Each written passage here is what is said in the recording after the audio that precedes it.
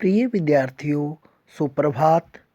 आज हम घर की याद नामक कविता पढ़ेंगे, जिसके कवि भवानी प्रसाद मिश्र जी हैं। कवि सन 1942 के भारत छोड़ो आंदोलन में भाग लेने के कारण जेल में बंद है। वहाँ रहते हुए उसे अपने घर परिवार की याद आती है। वर्षा होने पर तो कवि का मन और भी भावुक हो उठता है। उसी मनोस्थिति में कवि ने इस कविता की रचना की। आइए अब हम इस कविता को पढ़ते हैं।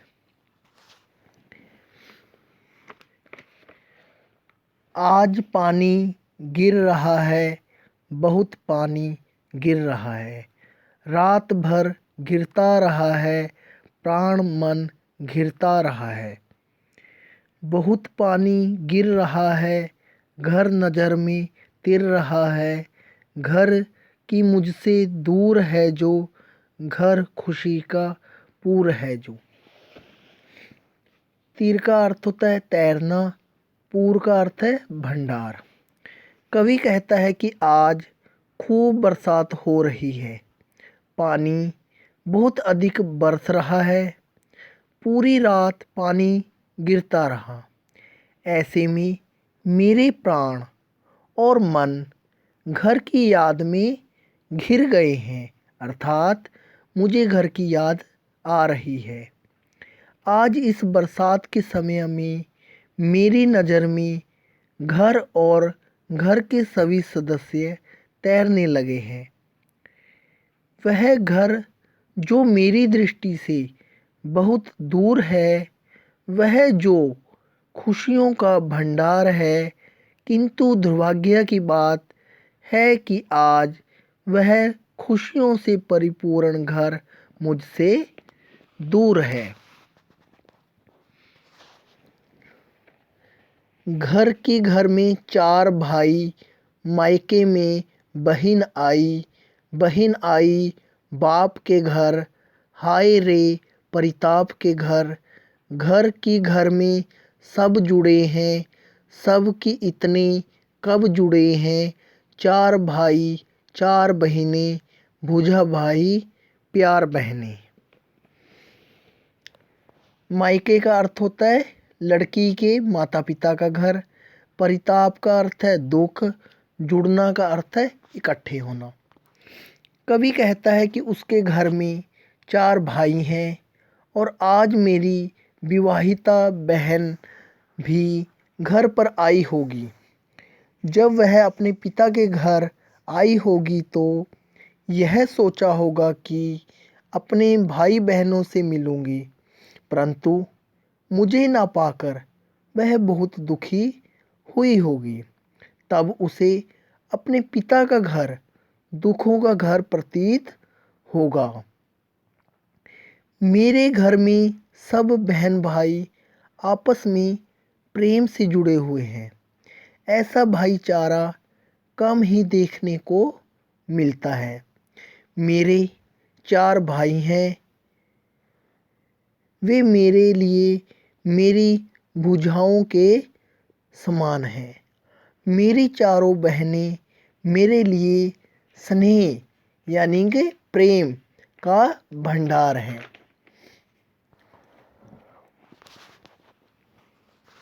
और माँ बिन पढ़ी मेरी, दुख में वह गड़ी मेरी। माँ की जिसकी गोद में सिर रख लिया तो दुख नहीं फिर। माँ की जिसकी स्नेह धारा का यहाँ तक भी पसारा, उसे लिखना नहीं आता जो कि उसका पत्र पाता। घड़ी का अर्थ होता है डूबी। स्नेह धारा का अर्थ है प्रेम की भावना। पसारा का अर्थ है फैलाव। कवि अपनी ममतामयी माँ को याद करते हुए कहता है कि मेरी माँ अनपढ़ है, वह मेरे वियोग के दुख में डूबी हुई होगी। मेरी माँ इतनी ममतामयी है कि यदि मैं उसकी गोद में एक बार सिर रख लूं तो फिर कोई भी दुख मेरे पास नहीं आ सकता। मेरी माँ की स्नेह धारा का फैलाव यहाँ जेल तक भी है। यहाँ भी मैं अपनी माँ की ममता का स्पर्श अनुभव करता हूँ। मेरी माँ अनपढ़ है, वह लिखना नहीं जानती। यदि वह लिखना जानती होती तो मुझे पत्र अवश्य लिखती। पिताजी जिनको बुढ़ापा एक क्षण भी नहीं व्यापा, जो अभी भी दौड़ जाएं, जो अभी भी खिलखिलाएं। मौत के आगे ना हिचके, शेर के आगे ना बिचके। बोल में बादल गरजता, काम में झंझा लरजता। व्यापक अर्थ होता है अनुभव होना। हिचके का अर्थ है घबराएं। बिचके का अर्थ है डरें। झंझा का अर्थ है आंधी या तूफान। लरजता का अर्थ है लहराता। कवि अपने पिताजी के व्यक्तित्व की विशेषताएं बताते हुए कहता है कि मेरे पिताजी बहुत बहादुर तथा भोले व्यक्ति हैं। यद्यपि मेरे पिताजी बूढ़े हो चुके हैं, किंतु उनको बुढ़ापा एक पल भी अनुभव नहीं हुआ। इस आयु में भी वे खूब दौड़ सकते हैं। वे खिलखिलाकर हंसते हैं। मौत को सामने देखकर वे जरा भी नहीं घबराते। वे शेर से भी नहीं डरते। उनकी आवाज़ में बादल जैसी गर्जना है। वे हर काम को तूफान की गति से कर सकते हैं।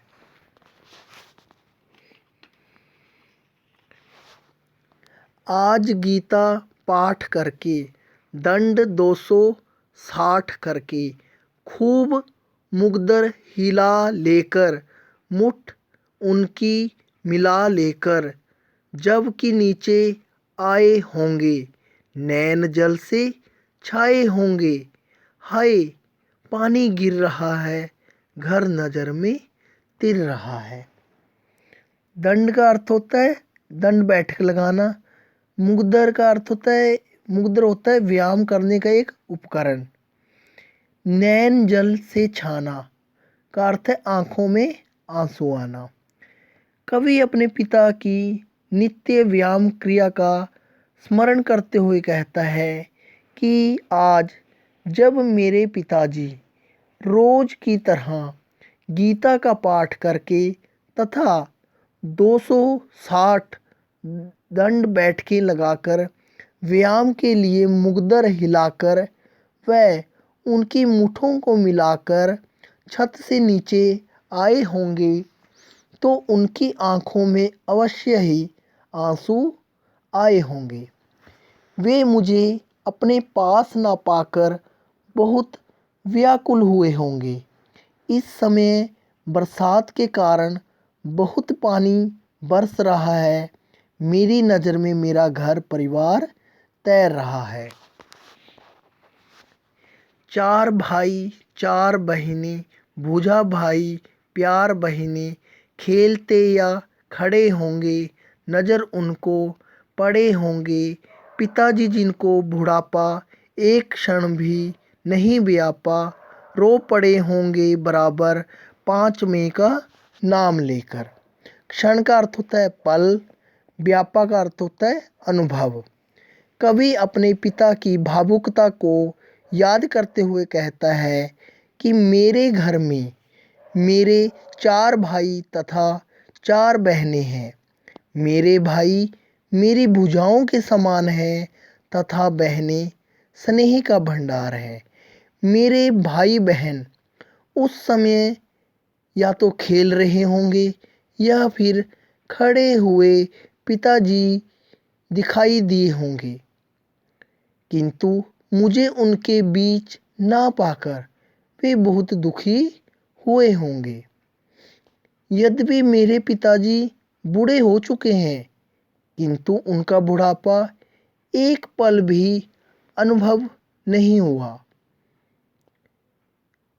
ऐसे मजबूत इरादों वाले मेरे पिताजी मुझ पांचवें पुत्र को घर में न पाकर मेरा नाम ले लेकर रो पड़े होंगे। पांचवा मैं हूँ अभागा, जिसे सोने पर सुहागा। पिताजी कहते रहे हैं, प्यार में बहते रहे हैं। आज उनके स्वर्ण बेटे लगे होंगे उन्हें हेठे, क्योंकि मैं उन पर सुहागा बंधा बैठा हूँ अभागा। और माँ ने कहा होगा, दुख कितना बहा होगा, आँख में किस लिए पानी, वहाँ अच्छा है भवानी। अभागा का अर्थ होता है दुर्भाग्यशाली। स्वर्ण बेटे का अर्थ है योग्य बेटे। हेठे का अर्थ है हीन या तुच्छ। दुख बहा होगा का अर्थ है दुख अनुभव किया होगा। कवि अपने पिताजी के प्यार को याद करते हुए कहता है कि मैं उनका पांचवा दुर्भाग्यशाली बेटा हूँ। फिर भी इस दुर्भाग्यशाली बेटे को पिताजी अपने पांचों पुत्रों में सबसे अधिक प्यारा समझते हैं। जब जब मेरे बारे में चर्चा चलती है तो वे मेरे प्यार में भावुक हो उठते हैं। आज उनको स्वर्ण के समान चारों प्यारे बेटे भी उन्हें अच्छे नहीं लगे होंगे, क्योंकि उनका सबसे ज़्यादा प्यारा बेटा मैं उनकी नज़रों से दूर जेल में बंद हूँ।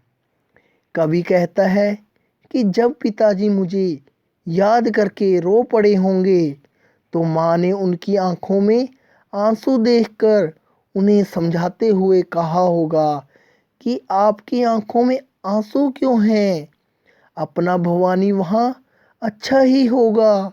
यह सब समझाते हुए माँ ने भी कितना दुख अनुभव किया होगा। वह तुम्हारा मन समझकर और अपनापन समझकर गया है सो ठीक ही है, यह तुम्हारी लीक ही है। पाम जो पीछे हटाता, कोख को मेरी लजाता, इस तरह हो न कच्चे, रो पड़ेंगे और बच्चे। लीक का अर्थ है मर्यादा या परंपरा। पाम पीछे हटाना का अर्थ है वचन को पूरा ना करना। कोख को लजाता का अर्थ है माँ को लज्जित करता। कच्चे होना, कमज़ोर होना। कवि कल्पना करता है कि उनके पिताजी उसे याद करके रो पड़े होंगे और तब माँ ने उन्हें समझाया होगा कि यदि आपका बेटा भवानी जेल ना जाकर कायर बनकर भाग जाता तो इससे मेरी कोख लज्जित होती। आप अपना मनोबल कमज़ोर मत करो, क्योंकि आपको रोते देखकर बच्चे भी रो पड़ेंगे। पिताजी ने कहा होगा, हाय कितना सहा होगा, कहाँ मैं रोता कहाँ हूँ, धीर मैं खोता कहाँ हूँ। हे सजीले हरे सावन, हे कि मेरे पुण्य पावन, तुम बरस लो वे न बरसें, पाँचवें को वे न तरसें।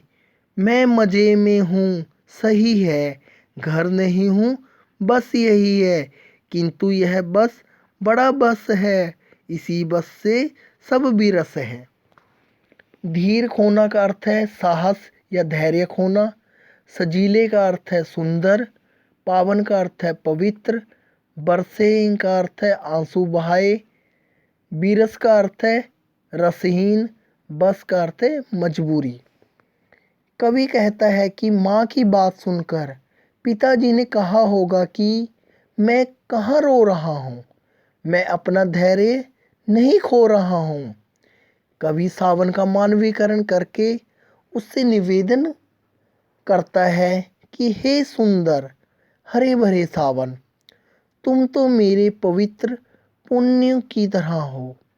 तुम खूब बरसो, किंतु तुम्हें बरसते देख पिताजी ना बरसें, अर्थात पिताजी ना रोएं। तुम्हें देखकर वे अपने 5वें बेटे को ना तरसें। कवि पुनः सावन से कहता है कि तुम मेरे घर जाकर मेरे माता पिताजी से कहना कि मैं जेल में ठीक ठाक हूँ, बस घर पर नहीं हूँ। मेरे लिए यह बस बड़ी मजबूरी से भरा हुआ है।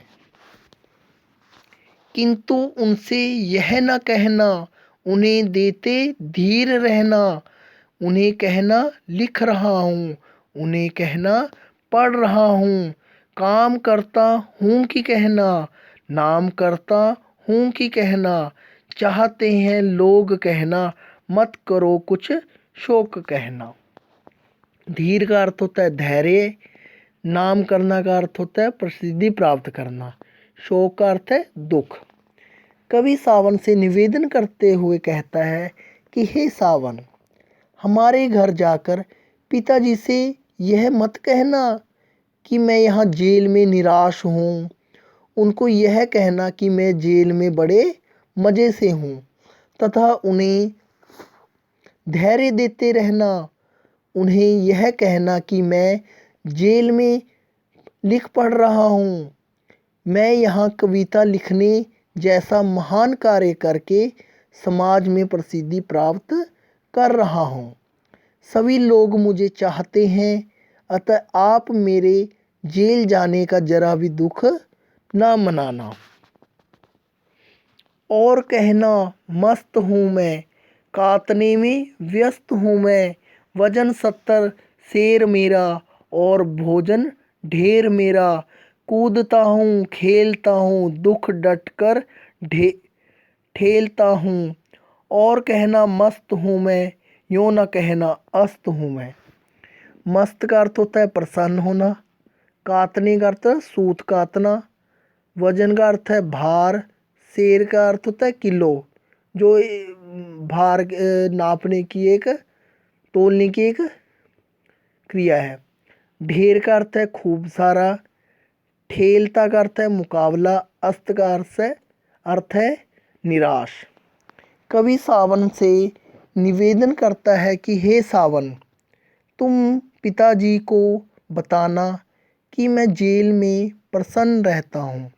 मैं दिन रात सूत कातने में व्यस्त रहता हूँ। मेरा भार भी 70 किलो हो गया है और मैं प्रतिदिन बहुत सारा भोजन खाता हूँ। मस्ती में खूब खेलता कूदता हूँ, दुखों का डटकर मुकाबला करता हूँ। तुम यह ना कह देना कि मैं जेल में निराश हूँ, यह कहना कि मैं आनंद में हूँ। हाय रे, ऐसा न कहना है कि जो वैसा न कहना। कहना देना जागता हूँ, आदमी से भागता हूँ। कहना देना मौन हूँ मैं, खुद न समझूँ कौन हूँ मैं। देखना कुछ बक न देना, उन्हें कोई शक न देना। मौन का अर्थ होता है चुप, बक देना का अर्थ होता है कह देना, शक का अर्थ है संदेह। कवि बड़े दुख के साथ सावन को कहता है कि तू जो कुछ यहाँ देख रहा है उसे मेरे पिताजी से मत कहना। उनको यह ना कहना कि मैं जेल में पूरी पूरी रात जागता रहता हूँ। यह ना कहना कि मैं किसी से भी मिलना नहीं चाहता। यह भी ना कह देना कि मैं चुपचाप रहता हूँ। यह भी ना कहना कि मैं अपनी सुध बुध खो बैठा हूँ। मेरे पिताजी से ऐसी कोई बात ना कह देना जिससे उन्हें तुम्हारी बातों पर संदेह होने लगे। हे सजीले हरे सावन, हे कि मेरे पुण्य पावन। तुम बरस लो वे न बरसें, 5वें को वे न तरसें। हे हरे भरे सावन, हे मेरे पवित्र पुण्य रूपी सावन। तुम चाहे जितना मर्जी बरस लो, किंतु कोई ऐसी बात मत कहना जिससे पिताजी आंसू बहाने लगें तथा वे अपने 5वें बेटे को मिलने के लिए तरसने लगें। उम्मीद है आपको यह कविता समझ आ गई होगी। धन्यवाद।